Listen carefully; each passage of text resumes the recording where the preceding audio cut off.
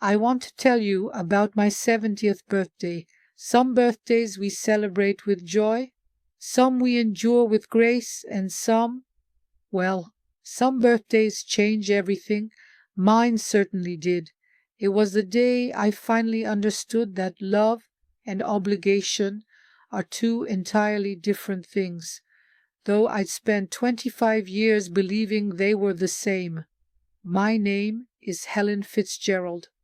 I'm 78 years old now, though when this story truly begins, I was 53, a social worker in Boston, single, content with my work helping families navigate the foster care system. I'd never married, never had children of my own, though I'd always loved kids. My colleagues used to joke that I mothered everyone at the agency, bringing in homemade cookies, remembering birthdays, staying late to help with difficult cases. I suppose I had a lot of love to give and nowhere particular to direct it. Until March 15th, 1997. That was the day the phone call came. I was at my desk reviewing case files when my supervisor appeared in the doorway, her face pale. "Helen, you need to take this call. It's about your brother. My brother Daniel. Danny, 2 years younger than me, married to Sweet Marie, father to 5-year-old Michael."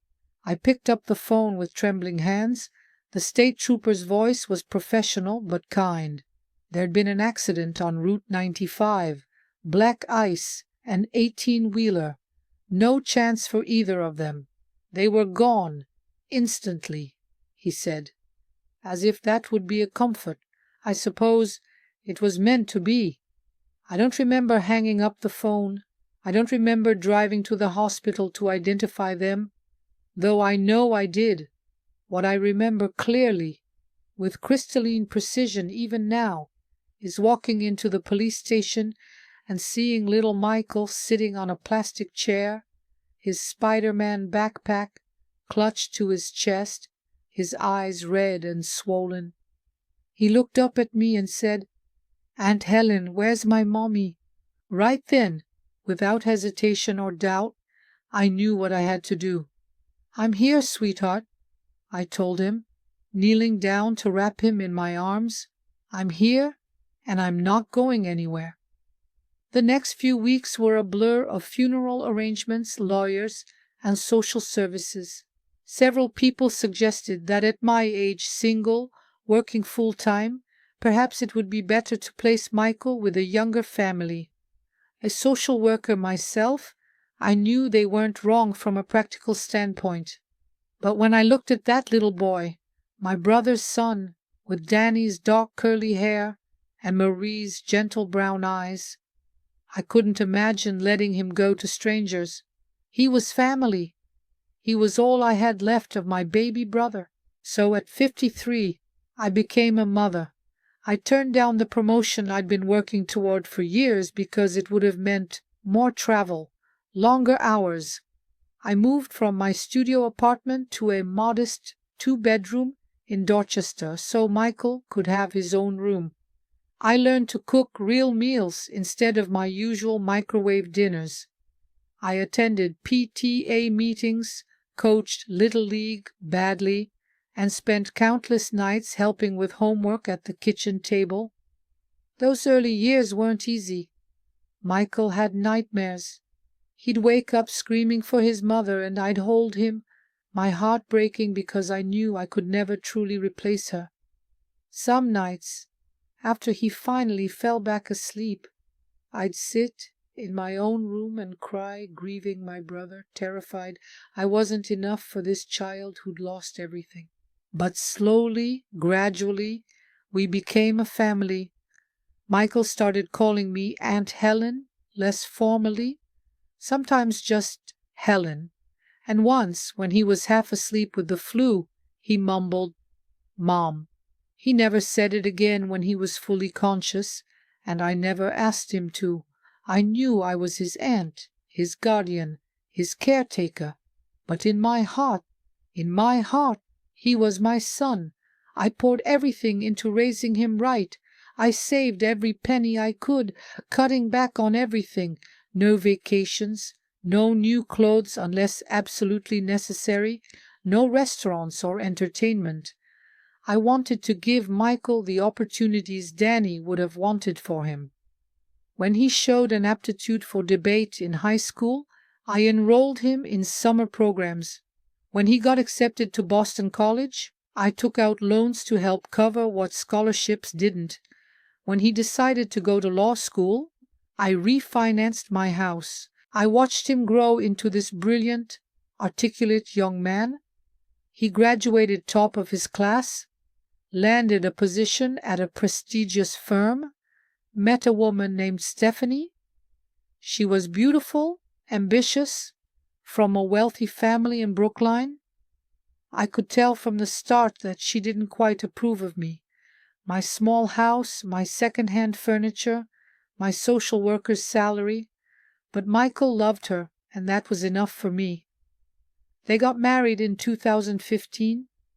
It was a lavish affair at a country club, and I wore the nicest dress I owned, feeling out of place among Stephanie's society friends. But when Michael came to find me during the reception, pulling me onto the dance floor for the traditional mother-son dance, even though I technically wasn't his mother, I cried. He whispered, "Thank you for everything, Helen. I wouldn't be here without you." I believed him. After the wedding, things began to change.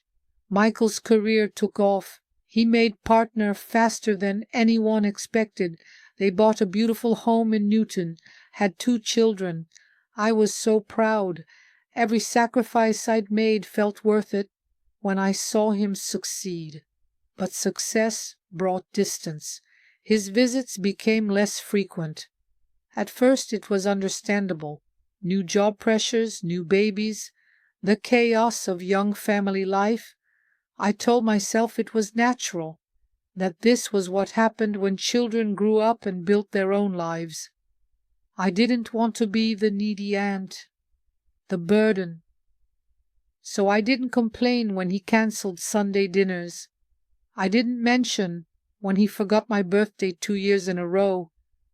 I just kept sending cards to the grandchildren I rarely saw, kept hoping for phone calls that came less and less often. Then came my 78th birthday, March 15th, 2022. 25 years to the day since I'd taken Michael in. I decided to make it special. I spent the whole day cooking all of Michael's favorite foods from when he was young: pot roast, mashed potatoes, the apple pie I used to make every Sunday. I set the table with my mother's good china, the pieces I'd carefully preserved for special occasions. I even bought a cake from the bakery decorated with "Happy 78th Birthday" in blue icing. Michael had promised to come with Stephanie and the kids. 6 o'clock sharp, he'd said on the phone. They arrived at 7:15. "Traffic was terrible," Stephanie said without apology, barely glancing at me as she walked past into the house. The children, 9 and 7, immediately pulled out their tablets and disappeared into the living room. Michael kissed my cheek, already looking distracted, checking his phone. "Dinner's probably cold by now," I said, trying to keep my voice light. "Let me just reheat everything." "Don't go to too much trouble, Helen," Stephanie said, examining her manicure. "We can't stay long. The kids have school tomorrow, and Michael has an early meeting." I reheated the food while they sat at the table in near silence. The children never looked up from their screens. Stephanie pushed food around her plate, making it obvious she was merely tolerating the meal. Michael ate quickly, mechanically, still checking his phone between bites. I watched them and felt something inside me beginning to crack. These were supposed to be the people I'd sacrificed everything for. This was supposed to be my family. But sitting there in my small dining room, I felt more alone than I had in decades. After dinner, I brought out the cake, 78 candles. I'd bought the number candles because I knew individual ones would be ridiculous, but I'd wanted to mark the occasion somehow. As I lit them, my hands were shaking slightly. "Make a wish, Helen," Michael said, but he was looking at his phone again. I closed my eyes. What did I wish for? I realized I didn't know anymore. I opened them and blew out the candles. As I began cutting the cake, the emotion of the day, of the past few years really, overwhelmed me. I set down the knife and looked at Michael, my eyes filling with tears. "Michael," I said softly, "I want you to know, these 25 years raising you, they've been the greatest joy of my life. You were the son I never had. Everything I did, every choice I made. Helen!" His voice was sharp, cutting me off. "We need to talk about this." I blinked, startled by his tone. He set down his phone and looked at me with an expression I'd never seen before, something between irritation and exasperation. "You keep doing this. Every time we see you, it's the same thing. How much you sacrificed, how you gave up everything for me, how I was like your son. I didn't mean—" "The thing is, Helen," he continued, his voice getting harder, "you're not my mother. You're my aunt. You did me a favor, yes, and I'm grateful for that, but you need to stop acting like I owe you my entire life because of it." The room went completely silent. Even the children looked up from their tablets. Stephanie was watching with a small, satisfied smile. "Michael," I whispered, "I never said you owed me." "You didn't have to say it. You guilt-trip me every single time we talk." "Oh, I haven't seen you in so long. Oh, I miss the grandchildren. They're not your grandchildren, Helen. They're your great-nieces. This whole thing where you act like you're my parent, it's suffocating." Each word felt like a physical blow. My chest tightened, making it hard to breathe. Stephanie chose that moment to speak up. "Also, we need to clear the air about the financial aspect." She pulled out her phone, scrolling through what looked like a spreadsheet. "We've calculated everything you spent on Michael over the years. The college tuition assistance, the law school loans, the down payment help. It comes to approximately $180,000. She turned her phone toward me, showing me rows of numbers I couldn't focus on through my tears. "Michael has been putting money aside for the past 3 years, she continued, her voice crisp and businesslike. "We've paid you back in full. Check your bank account. The final transfer went through last week. So legally and morally, we're square. You don't get to hold this over his head anymore." I stared at them both. These people I'd loved. This man I'd raised as my own. Michael wouldn't meet my eyes. My voice broke. "I never wanted you to pay me back. I never kept track of what I spent. I did it because I loved you." "And that was your choice," Michael said, finally looking at me. "You chose to take me in. You chose to spend that money. Those were your decisions, not mine. I was 5 years old. I didn't ask for any of it. Your parents died, Michael. You were a child. What was I supposed to do? Let you go into foster care? Maybe that would have been better." The words exploded out of him. "Maybe I would have been adopted by people who didn't expect me to be grateful for the rest of my life. Maybe I would have had parents who didn't make me feel guilty every time I tried to live my own life." I felt something inside me shatter completely. I never meant to make you feel that way. Well, you did. He stood up and Stephanie immediately gathered the children. We need to go. They moved toward the door like a well-rehearsed departure. I followed on shaking legs, my hands twisted together to stop their trembling. At the door, Michael paused. For a moment, I thought he might apologize, might take back some of what he'd said. Instead, he said, "Helen, I think it would be best if we had some space for a while. This dynamic isn't healthy for anyone." Then they were gone. I stood in my doorway and watched their expensive SUV pull away, carrying the family I thought I had. I walked back inside to the dining room. The table was still set with my mother's china, the food barely touched. The cake sat there with my 78 candles, wax dripping onto the frosting.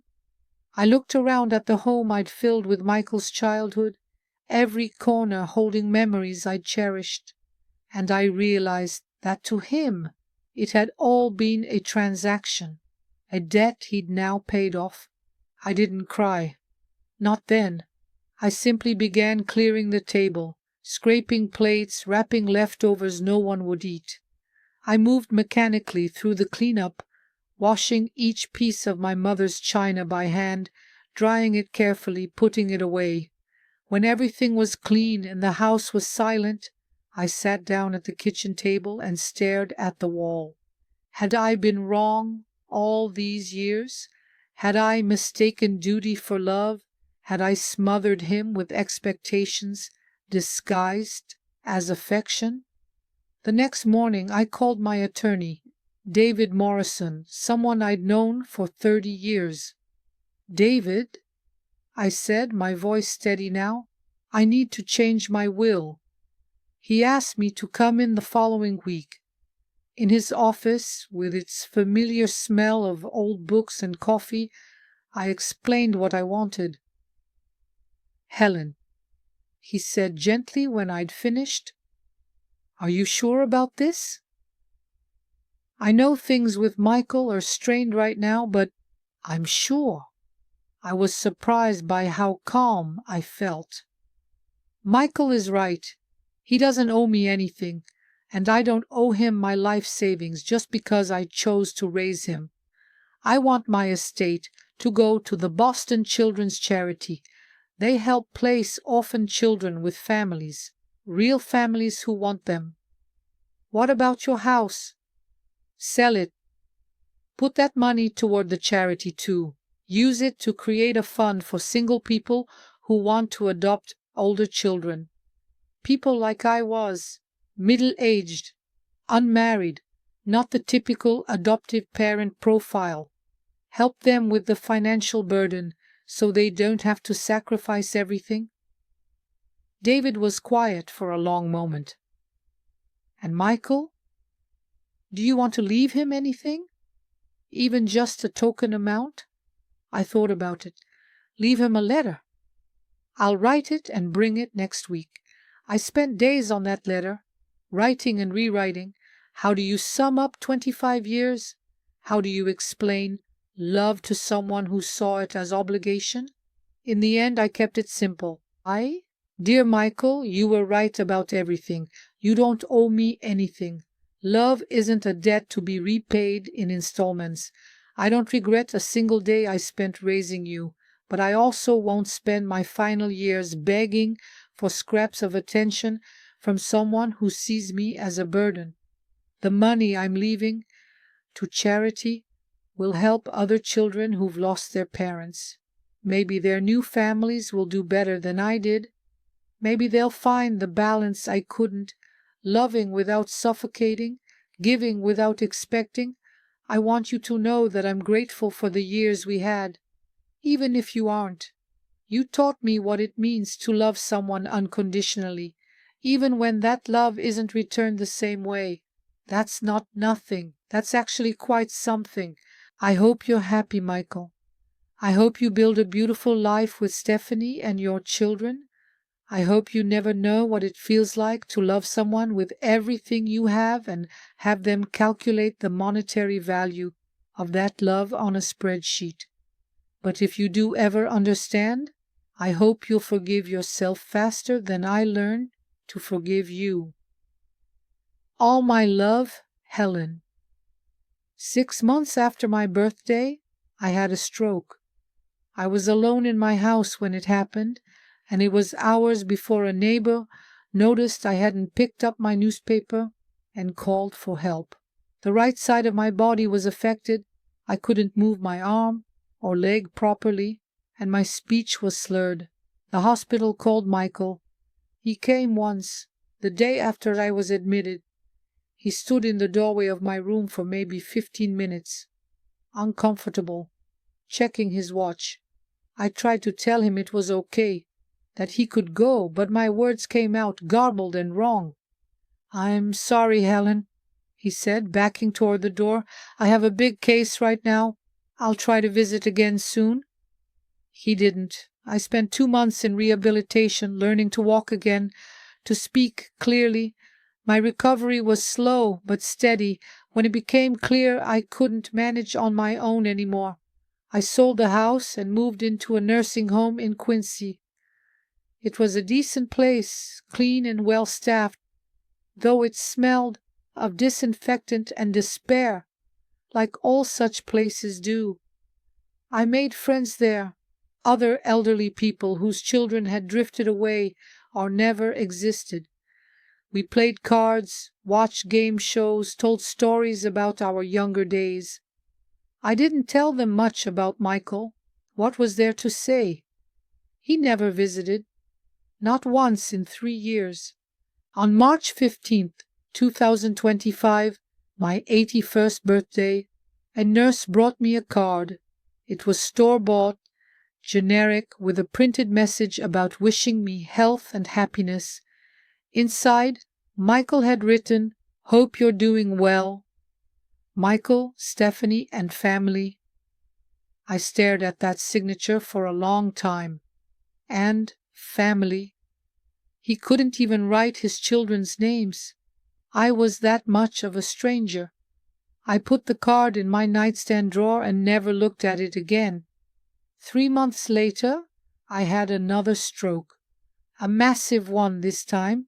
I was aware enough to know what was happening, to know this was the end. The nursing home called Michael again. He didn't make it before I died. My funeral was small. Some former colleagues from the social services agency, a few friends from the nursing home, the staff who'd cared for me, and Michael, of course. He came with Stephanie, both dressed in expensive black, looking appropriately somber. David Morrison read the will in his office the following week. Michael and Stephanie sat across from him, clearly expecting to hear about their inheritance. I'd owned the house outright, plus had a modest retirement fund and life insurance, not a fortune, but a decent amount. David's voice was steady as he read, "I leave my entire estate, including all financial assets and the proceeds from the sale of my home, to the Boston Children's Charity to establish the Daniel and Marie Morrison Memorial Fund for the placement and support of orphan children with non-traditional adoptive families." The silence that followed was deafening. "What?" Stephanie's voice was sharp. "There must be a mistake." "There's no mistake," David said calmly. Helen was very clear about her wishes. Michael's face had gone pale. "But the house, her savings, all to the charity." David reached into his desk drawer. "However, she did leave you this." He handed Michael the envelope with my letter. I wish I could have seen Michael's face as he read it. I wish I could have watched the moment understanding finally dawned, that love cannot be reduced to transactions, that relationships are not balance sheets, that some things once broken cannot be repaired with money. But I was gone by then, beyond wishing or wanting or hurting. All I could leave behind were words and the hope that maybe someday they would mean something to him. Sitting here now, in whatever comes after, I think about what I would tell my younger self. If I could go back, would I still take Michael in? Yes, absolutely yes. Not because of how it ended, but because of what those 25 years meant to me. I got to be a mother. I got to love someone completely, unconditionally. That he couldn't love me back the same way doesn't diminish what I felt. But I would tell myself this: love freely, but don't lose yourself in the loving. Give generously, but don't expect gratitude as payment. Sacrifice when it matters, but know when sacrifice becomes self-erasure. I spent so many years trying to fill the hole left by Danny and Marie that I forgot to ask if Michael wanted me to fill it. I assumed that because I loved him like a son, he would love me like a mother. That was my mistake, not in raising him, but in expecting him to feel what I felt, to need what I needed. The greatest lesson I learned came too late to do me any good. You cannot make someone love you, no matter how much you love them. And you shouldn't have to. Real love, the kind that lasts, doesn't demand repayment. It doesn't keep score. It doesn't turn hurt into transaction. If I could speak to Michael now, I wouldn't tell him he was wrong about everything. He wasn't entirely wrong. I did make him feel guilty. I did expect too much. I loved him so fiercely that I smothered him with it. But I would tell him this: someday his children will grow up and move away. Someday he'll sit alone at a table set for family that doesn't come. And when that day arrives, I hope someone shows him more grace than he showed me. I hope they love him anyway, even when he doesn't deserve it. Because that's what family should be.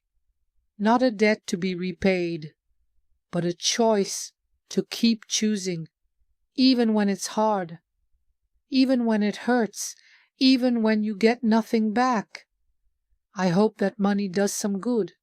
I hope it helps children find homes where love is given freely, expected of nothing, and returned because it's genuine, not because it's owed. And I hope Michael is happy. I really do. Despite everything, I hope he builds a beautiful life and never knows the particular loneliness of giving everything and ending up with nothing. That's not bitterness talking. That's love, real love, the kind that wishes the best for someone even after they've broken your heart.